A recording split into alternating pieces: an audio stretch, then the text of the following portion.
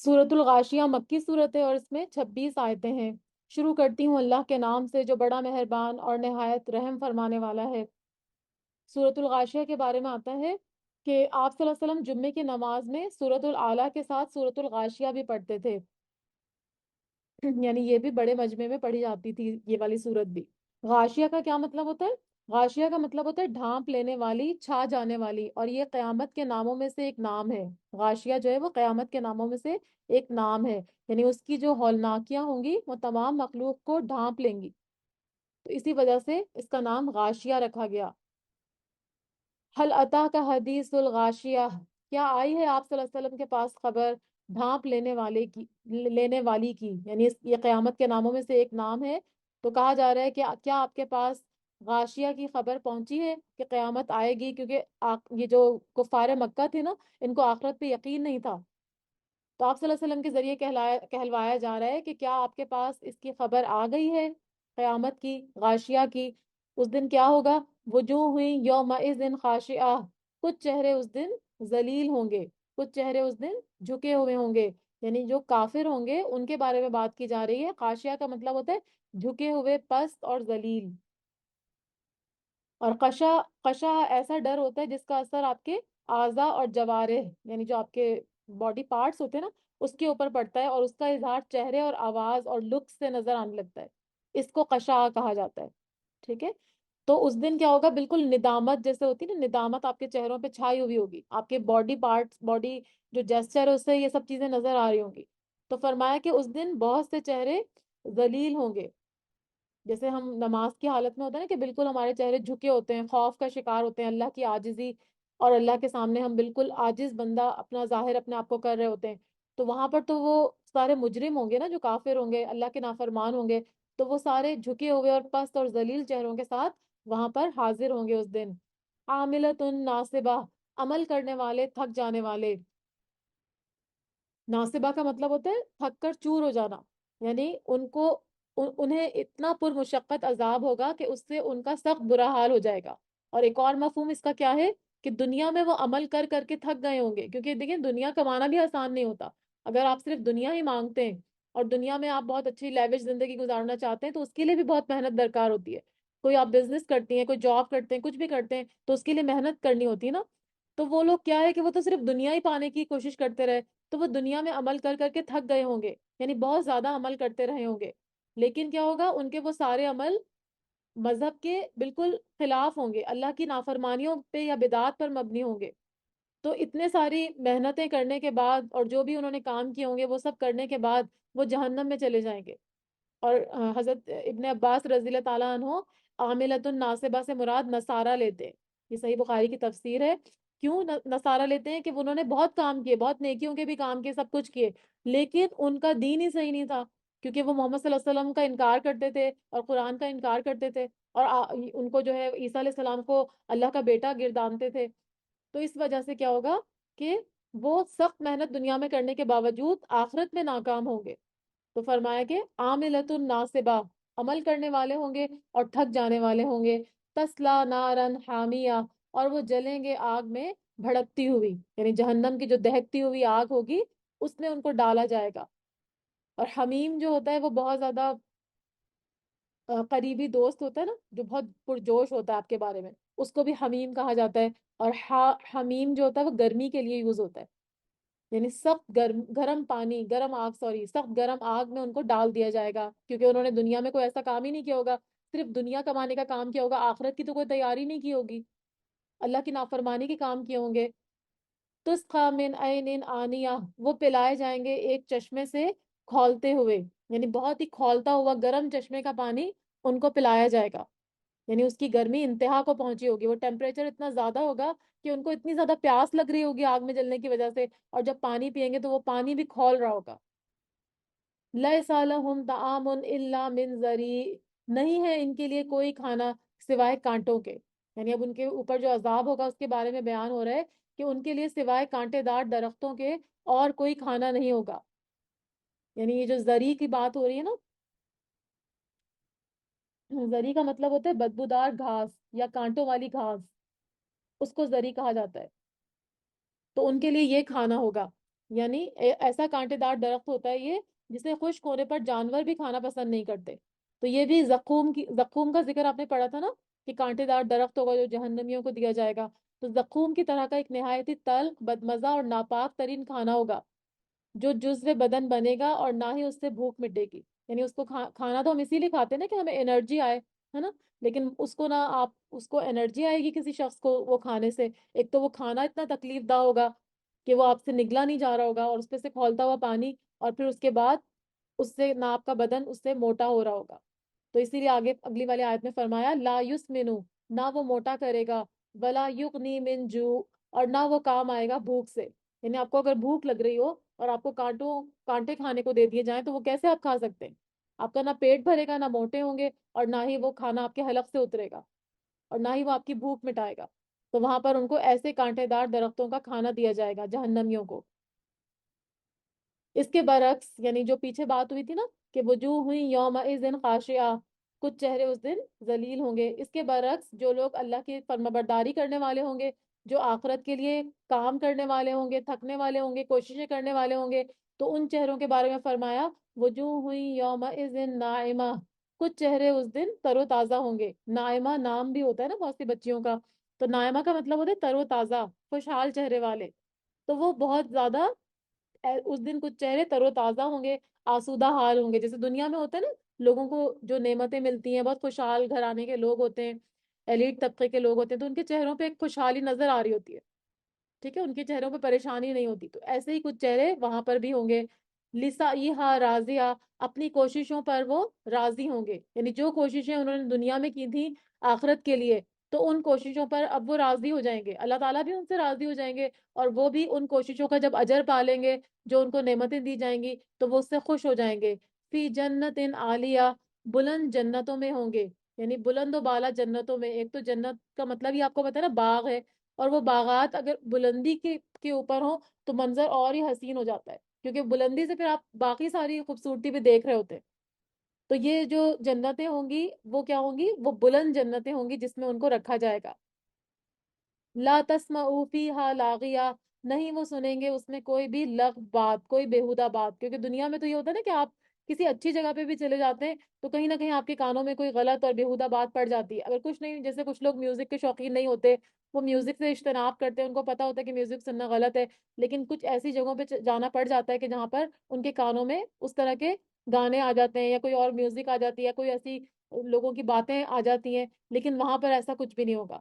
کوئی لغو بات، کوئی بیکار کی بات وہاں پر وہ نہیں سنیں گے. لغو کا مطلب ہوتا ہے بےہودہ باتیں.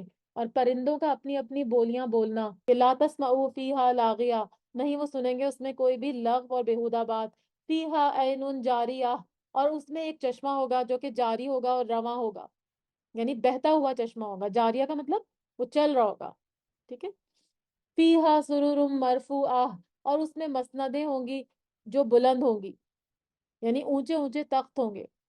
اور عربوں کے یہاں آپ کو پتا ہے نا وہ فرشی نشست کرتے تھے، موسٹلی نیچے ہی بیٹھنا پسند کرتے تھے. ابھی بھی آپ دیکھیں کسی عربک ریسٹورینٹ وغیرہ میں آپ چلے جائیں تو وہ نیچے نشستیں لگی ہوتی ہیں نا، بیٹھ کے وہ لوگ کھانا کھاتے ہیں. لیکن یہاں پر کیا ہوگا کہ اللہ تعالیٰ ان کو جو مسندیں دیں گے، سرور جو جو ان کی جو وہ ہوں گے، بیٹھنے کے جو پلنگ ہوں گے، وہ کیا ہوں گے؟ مرفوعہ، یعنی بلند ہوں گے، اونچے ہوں گے. وَأَكْوَابٌ مَوْضُوعَةٌ، اور پیالے ہوں گے رکھے ہوئے. یعنی جو آپ خورے ہوں گے جس میں وہ جام پیئیں گے وہاں پر جنت میں، تو وہ کیا ہوں گے؟ وہ وہاں پر رکھے ہوں گے. تو فرمایا کہ وہ اکواب، اکواب جو ہے وہ پیالوں کو کہتے ہیں جس میں کوئی آپ مشروب پیتے ہیں. موضوعہ رکھے ہوئے. ونمارق مصفوفہ، اور تکیے صف در صف. یعنی آرام کے لیے وہاں پر ایک قطار میں سارے تکیے لگے ہوئے ہوں گے تاکہ جنتی آپس میں بیٹھ کر ایک ساتھ آپس میں بیٹھ جائیں. سارے جنتی تکیے لگا کر آرام سے بیٹھ جائیں، کیونکہ ان کو وہاں پر دنیا کی جس طرح کے ہوتے ہیں نا مشکلات ہوتی ہیں، دنیا میں کام ہوتے ہیں، ہر وقت یہ کرنا ہے وہ کرنا ہے، اس طرح کی کوئی چیز نہیں ہوگی. تو وہ سارے کے سارے تکیے لگا کر صف در صف بیٹھے ہوں گے. مصفوفہ کا مطلب بالکل ڈسپلن کے ساتھ بیٹھے ہوں گے. ٹھیک ہے، بالکل بالکل ترتیب کے ساتھ بیٹھے ہوں گے. کیونکہ آپ کو پتا ہے فرشتے بھی صف میں کھڑے ہوتے ہیں. پرندوں کی بھی صفیں بنانے کی آپ نے بات سنی تھی نا سورہ نمل میں، سلیمان علیہ السلام کے سامنے جو کھڑے ہوتے تھے. اور نماز میں بھی صفیں ہوتی ہیں. تو وہاں جنتی بھی بالکل ڈسپلن کے ساتھ بیٹھیں گے.